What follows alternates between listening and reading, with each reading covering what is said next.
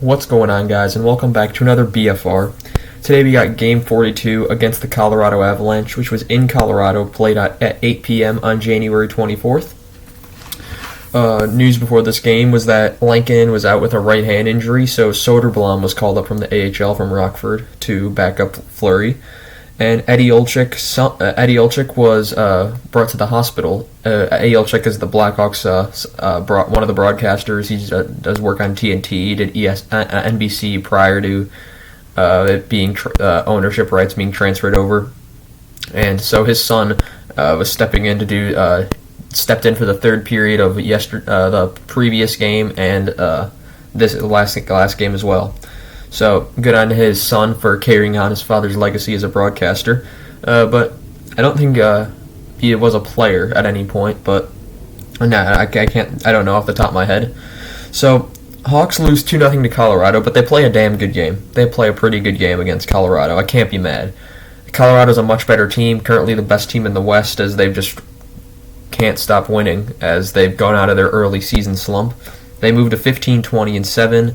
Fleury saves 27 out of 29. Francouz saves 23 out of 23. Francouz also played great. It could have been, this game with both goalies, it could have been a 5-5 game solved in overtime. It was a great game.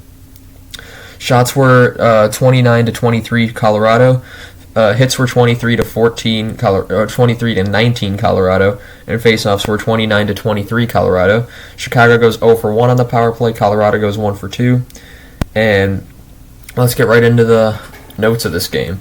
So Colorado got the jump early. Entwistle nearly had a break early, but he was stopped. Kurashev stick breaks on a shot attempt. Newhook takes the puck, and it's a 2-on-1. And then it's a great defensive play by Murphy. And it's also a great save by Fleury, as Fleury's able to get the save. And then DeHaan gets a breakaway. Taze is one-on-one with another player on the right side of the boards. DeHaan's coming right up the middle, and no one's with him. DeHaan goes, and it's a great save on 5-hole by Francouz. Then at shots 5-1, 5 minutes in for Chicago. Lafferty and Kubalik chance blocked. Entwistle, great deflection, was just missed. McKinnon stick handling around everybody, the typical McKinnon stuff. Fleury then had a great sprawling save. The Hawks were playing better early, to be honest. And the Hawks 3-on-2 was blocked, and then a Borgstrom Entwistle 2-on-1 chance missed. At 6:56, it's a Colorado penalty to Devin Taze for tripping Jonathan Taze. Ironic. It would be killed, but then at 19.1 seconds left in the period, it's a Chicago penalty to Hagel for tripping, which would be killed. And Fleury had a very good save in the final seconds, and it was a very speedy game, that is for sure. This game was all about speed. It was a back and forth game, fast. Then Jonathan Taze had a point blank chance that was saved. You go to the second period. Colorado starts on power play. Carpenter nearly scores shorthanded, point blank, saved by Francouz. Comfer fans on a point blank shot out of 2-on-1. Colorado play is sloppy, and then there were a lot of turnovers. Hagel chance then was saved. Newhook chance saved. Colorado has missed the net a lot. That's when I wrote that down. Then great saves by Fleury and on a delayed penalty. Fleury then kicks the leg back. He was down, and then he kicks his right leg back and keeps the puck out of the net like that Kiprusoff save from almost a little over a decade ago. McCabe then hugged Fleury in exchange. Hawks had a great PK off that after killing that off. It was more like a power play for them. Caleb Jones then stops a breakaway. McKinnon one-timer, great save Fleury. Colorado was starting to find their groove, and the Hawks started to get sloppy halfway through that period.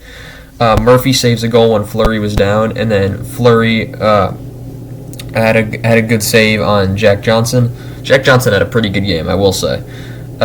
Murphy, no, that's a previous thing. 10:05, Chicago penalty to Seth Jones for interference, and then Fleury couldn't get all of it. It was not a great goal for Fleury to give up, but at 8:36, it's a Colorado power play goal from Nazem Kadri, who leads his team in points. It's not McKinnon, Ranton, or Landeskog. It is Kadri, this 15th of the playoffs.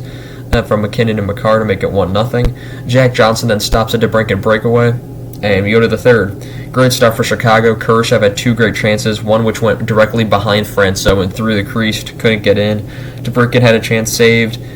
And then at 13-19, it's a Colorado goal from Mikko Rantanen in his 22nd of the year. He leads his team in goals from Landeskog and Taze, and it's 2-0. And Gustafson's defense has gotten much better. Like, people have been complaining about Gustafson to get him out of here. I think he's been playing fine. He's getting points and assists, which is what he's supposed to do. He's an offensive defenseman. He's also been getting better defensively. He's not what he was a couple of years ago when, if he was on the ice, he was a liability. His defense has gotten much better. He's blocking shots. He's getting down. He's poke checking. He's making diving blocks. He's doing all the right things.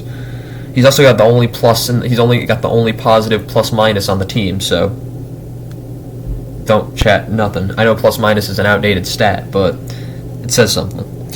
No chance for Fleury on that Rantanen goal. It was a great move by Rantanen. It was wide open in the slot. Went in, out, and then just backhanded into the net. 2 minutes later, the crowd is chanting Fleury, and I didn't even know what to say to this. Besides morons, that's all I really could have said. You're chanting Fleury on it was a great goal by Rantanen, without question. How is Fleury supposed to get a Rantanen one-on-one? I know Fleury's a right goalie. It's not like it was a bad goal. If it's a bad goal, it's one thing. If it's a great goal that Rantanen scores, they start chanting Fleury for the rest of the game. And yes, I literally wrote down later on, they chanted it for the rest of the game. It was unbelievable. Like, when some, like, Winnipeg chants, it'll be like a goal from center ice, and they'll be like, Brizgala. I like that goal. I remember that very specifically, like early when Winnipeg came back to the league, because it's just stupid. Lafferty and a linesman then collided. Taves was hit hard by Rantanen. Crowd just keeps chanting Fleury. Later there was a play that wasn't a penalty for hooking, and I have no idea how. As Entwistle was literally had his jersey, someone had caught his jersey and was just tugging him around the ice, and like he kept trying to get up and he couldn't get up because he kept getting pulled down. That wasn't a penalty somehow. And then a post-to-post save by Francois. DeBrincat saves an empty net goal. Fleury pulled at 4:24, and then he would be put right back, and then he'd be pulled again at 3:35. And Kane one-timer blocked, 2-on-1. Landeskog and McKinnon with an empty net. It's offside. They managed to screw that up. Landeskog shoots puck into the net. The horn goes off for whatever reason, even though it was offside. And the Hawks then go after Landeskog. And that was all the notes I had in this game.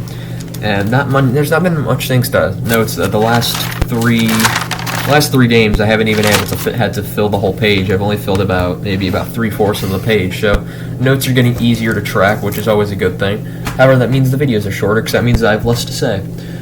So we'll talk about the standings. So Calgary has improved as they've gone above San Jose. Nashville, St. Louis just keep switching in and out. Pittsburgh has made a jump again. They've now passed Washington and Carolina as they move to second in the Metropolitan, with only the Rangers ahead of them. Rangers right now right behind Florida and Tampa, and then right behind the Rangers is Toronto. So you got all the Eastern teams have pretty much been settled. You can call that line right there.